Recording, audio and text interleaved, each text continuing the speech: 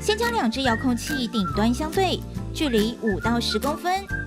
接着按住机上盒遥控器的学习键3秒，指示灯闪烁2下，就开始进入学习模式喽。先从机上盒遥控器开始，按下要学习的按键，像是电源键，这时候指示灯会持续闪烁。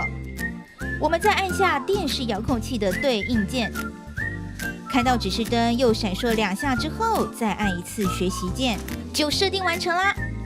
除了电源键外，电视遥控器的音量大小、讯号源等按键，也可以透过刚才的步骤完成学习功能。这样我们就也能用机上盒遥控操作电视的各项功能了，是不是很方便呢？